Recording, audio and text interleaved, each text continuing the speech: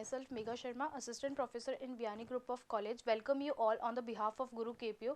Today I am going to deliver my lecture on classification of rural classes according to Daniel Thorner. तो हम देखेंगे कि कैसा aggregate structure है Daniel Thorner के according. तो इनने 3 types of classes बताई हैं. First है मालिक और लैंडलॉर्ड, सेकंड है किसान और वर्किंग पीजेंट और थर्ड है मजदूर और लेबर. अगर हम मालिक और लैंडलॉर्ड की बात करें तो इस कैटेगरी में बिग लैंडलॉर्ड्स और रिच लैंड ओनर आते हैं, जो बहुत ही ज़्यादा पैसे वाले हैं. बट इनकी एग्रीकल्चर इनकम आती कहाँ से? ज़रूरी नहीं है हमेशा प्रॉपर्टी राइट्स के अकॉर्डिंग आती हो, बट ये कभी कभी अपनी एग्रीकल्चर इनकम या तो ऐसा है कि ये अपने जो लैंड्स हैं वो कल्टीवेट करवाते हैं.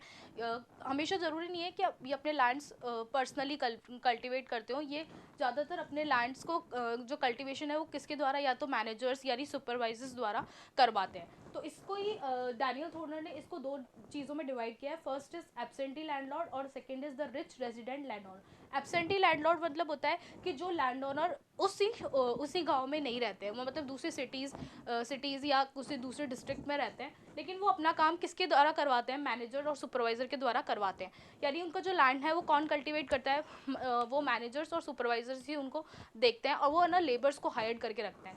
तो वो है एब्सेंटीज लैंडलॉर्ड, यानी वो अपने उसी गांव में नहीं रहते हैं, वो गांव से थोड़ा सा दूर यानी दूसरे सिटीज़ एरिया में रहते हैं, लेकिन अपने लैंड को किस तरीके से कल्टीवेट कराते हैं, यानी लेबर्स को हायर करके उनको मैनेजर सुपरवाइज करता है. सेकेंड हम देखेंगे the rich resident land owner. ये ऐसे लैंड ओनर हैं जो उसी गांव में रहते हैं लेकिन फिर भी पर्सनली कल्टीवेट नहीं करते हैं लैंड. इनको भी ये है कि जो हायर्ड लेबर्स को हायर करते हैं और उसके द्वारा उसको मैनेज करते हैं. यानी वो जो मैनेजर है वही उसको सुपरवाइज करता है और ये लेबर्स को हायर करके रखते हैं. सेकेंड हम देखेंगे किसान और वर्किंग पीसेंट. अगर हम मालिक और लैंडलॉर्ड की बात करें तो ये बहुत ज़्यादा पैसे वाले लोग होते हैं, लेकिन अगर हम किसान और वर्किंग पीजेंट की बात करें तो ये मालिक की तरह पैसे वाले नहीं हैं, इसलिए ये खुद से ही जाके फील्ड में काम करते हैं. और ये इनकी इनकम इतनी कम होने की वजह से इनके जो फैमिली मेम्बर्स हैं वो भी इस चीज़ में इन्वॉल्व रहते हैं. तो यानी अगर हम किसान की बात कर रहे हैं तो ये वर्किंग पीजेंट है, ये अपनी फैमिली के साथ जाके उसी फील्ड में काम करते हैं और इनकी जो इनकम है वो बहुत ज़्यादा बहुत ज़्यादा लो है. तो इस वजह से ये लोग एक साथ मिलके काम करते हैं और ऐसा है कि दूसरे के लैंड पे यानी दूसरे की ज़मीन पे जाके भी इनको अगर काम मिलता है तो ये वहाँ जाके काम करते हैं. थर्ड हम देखेंगे मजदूर और लेबर्स. थर्ड कैटेगरी की बात करें अकॉर्डिंग टू डैनियल थॉर्नर तो है वो मजदूर और लेबर. ये मजदूर हमें सबको पता है कि मजदूर का मतलब क्या होता है, जो डेली बेसिस पे काम करता है, यानी जो दूसरों की फील्ड्स पे जाके उनको जो डेली बेसिस पे काम मिलता है वो होते हैं.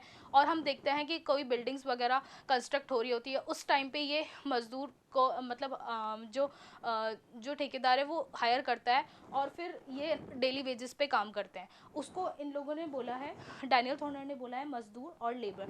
ये भी बहुत ज़्यादा पुअर होते हैं, इसलिए दूसरी फील्ड पे जाके काम करते हैं. और कभी कभी ऐसा होता है कि इनको खुद के गांव में काम नहीं मिलता है, ये तो दूसरों के गांव में जाके या सिटीज़ एरिया की तरफ माइग्रेट होके भी काम करते हैं.